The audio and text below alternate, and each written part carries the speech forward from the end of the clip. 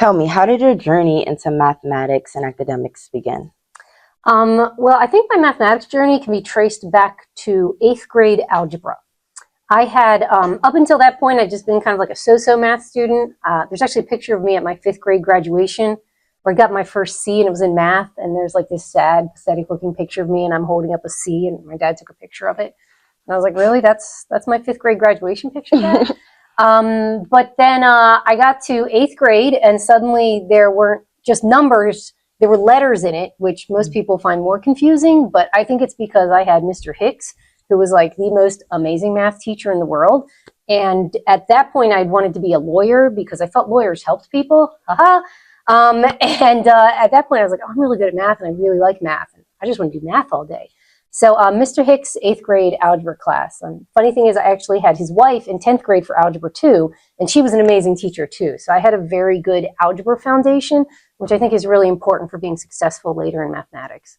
Mr. Hicks was the first one, and then I had Miss Hicks. I don't know. I mean, I think it's just having a really good teacher.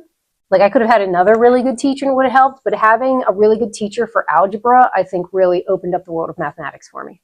And what do you think math has given you that other people might not even realize that they're missing out on? I think one of the nice things about mathematics is it takes chaos and tries to put it in some kind of order. And I know that there's advanced level of mathematics where it's like the exact opposite, where they look into chaos. But with the math that I work at, it's really about, taking things that are confusing or out of order or unknown and trying to find some kind of system or pattern in them.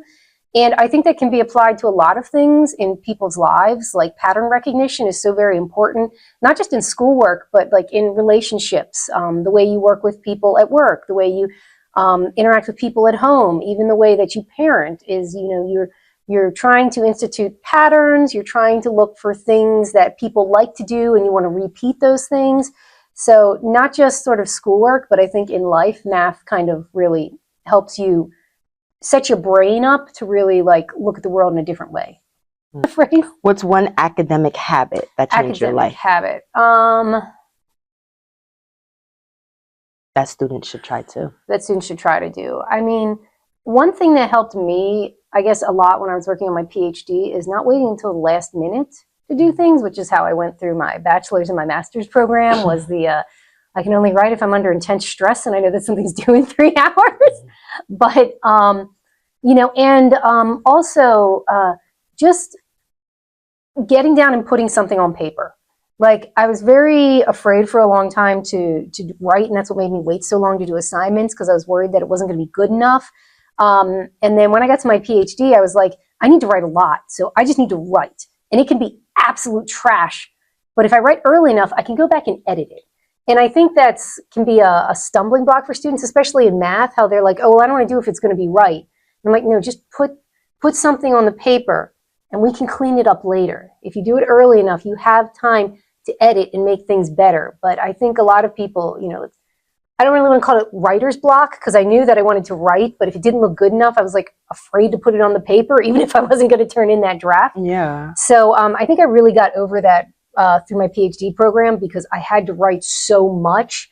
I was like, I can't wait to the last minute because I have to write like 25 pages this weekend. Like I can't wait until Sunday. I need to start Thursday because I'm going to have to edit it because it's going to be like crazy.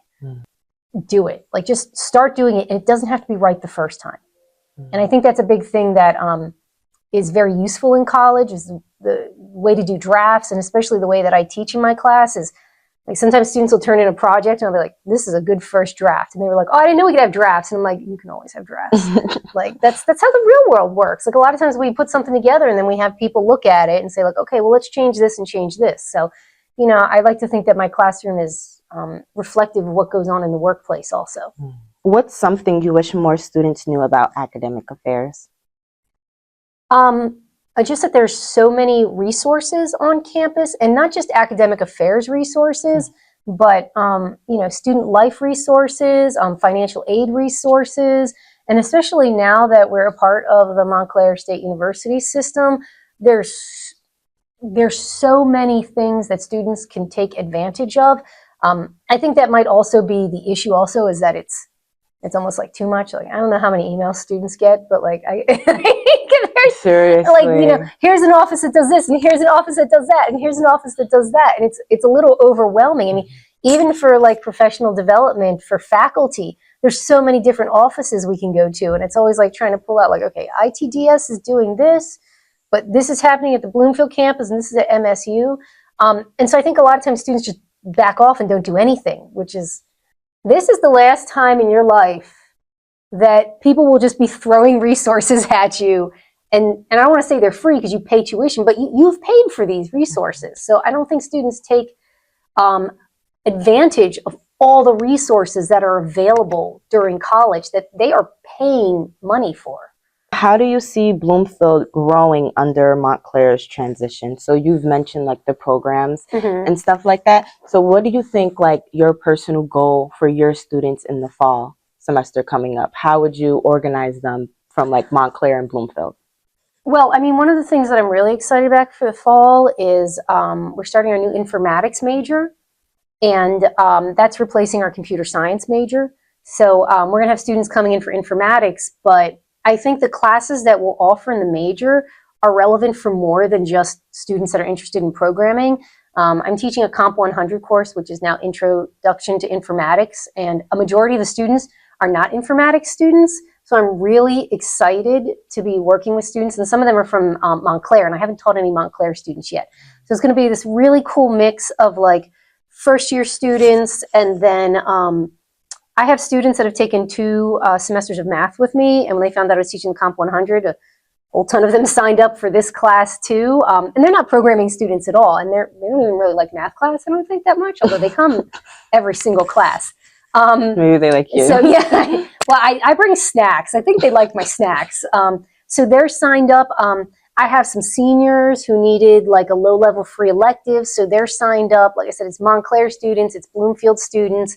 And I think it's going to be a really exciting class. And I'm excited about the partnerships that we're going to be able to form with Montclair. For the major, for example, Montclair has, with the new Gen Ed, everybody needs to take a ethics course. And Montclair already has an ethics and technology course. And I was like, well, I don't need to reinvent the wheel. Like, we can offer that ethics and technology course over here, and then all of my tech students can take that as the ethics course. So I'm really excited about like the partnerships and about meeting faculty in different divisions over at Montclair, and about how we can trade students and trade classes and just make the program a lot more better. Just make it better for the students and give them a lot more options and things that they're more interested in. Because when it was just Bloomfield, we didn't have enough people, we didn't have enough classes, we couldn't offer fun electives because we didn't have enough students to fill them. So now that we can bring over Montclair students and fill classes, I'm just really excited about what the next few semesters are going to offer for our students. A lot of students are afraid of math. What advice would you give to change that mindset? Well, I like the idea of teaching to a growth mindset, which means that students can learn things. You're not just like born with a math ability. And I think I'm a good example of that because I got C's in like my elementary school math. And 6th and 7th grade math, I didn't really have a really good time. I didn't like it very much. I really hated fractions. I don't hate them now, but I hated fractions in middle school. And then I just had a really good math teacher that really helped me learn the connections. So I was able to grow to become good at math. And I'm not good at all math, but I don't need to be good at all math. And I think maybe that's something that students also need to get around. Like I can't do advanced geometry. I don't know how to do it. I suck at number theory. I cannot wrap my head around statistics. I hate statistics. I cannot, it just doesn't make sense in my head. But that's okay. I can still be a mathematician and I can still enjoy math. And so I think maybe that's something that I'd like students to think about, is that you can grow to enjoy certain parts of math. You don't have to like all of math. You don't have to be good at all of math. Like, I'm really good at calculus and really good at algebra. And there's lots of people who are awful at calculus, but they're still mathematicians. And I think that's something that goes just beyond math. Like, a lot of students, they're like, oh, I want to become a psychologist, and they do bad in one psychology class, and they'll go, okay, well, I can't be a psychologist. I'm like, well, no, it's just that part you struggled with, but you can grow to become good at something even if you don't like something. So I just want students to have an open mind and know that everybody struggles. I have taken discrete math 4 times. I took it once as an undergrad, failed it, took it again, got a C. Then I took it as a graduate student, failed it, and then I took it again and got a C. But I still graduated with honors, and I'm still here as a mathematician. So sometimes you are going to do awful, and that's okay because you learn from it. So I just hope that students keep that in mind when they're working on their classes. And like, do you ever get tired of numbers or Never. teaching numbers? Never get tired of mathematics. Even though, funny enough, I'm not teaching a math course this fall. I'm only teaching the informatics course. So, which makes me a little like, oh, I'm actually not teaching a math course for the first time in like 12 years. But no, I never get, my college application was literally like, I can't wait to do math every single day. And what I made still you feel like that way. keep trying and keep trying? Because I failed math 3 times here in Bloomfield, but like I had to keep taking it so I can go on to the next level. But for you, you like kept doing it higher and higher. So why? I mean, because in math, a lot of times there's only like a couple ways to do it, and there's a final answer. And you're like, that's the answer. It's 7. There's no other answer that this can be. This is only 7. And I like the idea of taking kind of that chaotic thing and you can just sort of whittle it down to like one thing.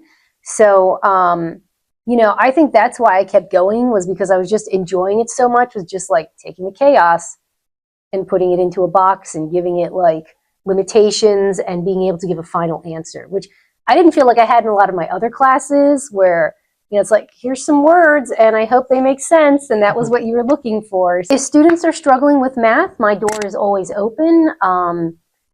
You know, I think more students just need to learn to reach out and get help. That there is help on campus, and not just in math, but for everything in general. But I just hope that, you know, when students finish my math class or any of the classes I teach, that, you know, I don't expect students to become a mathematician. I don't expect them to walk out of the class and be like, I love math so much. But I want students to be comfortable and feel confident about themselves and about how, if they don't know how to do something, where can they go to find the answer? So I'm hoping that I give them, you know, resources, and that they build skills in my class that they're able to find the answer that they're looking for. Thank you for taking me. Thank you.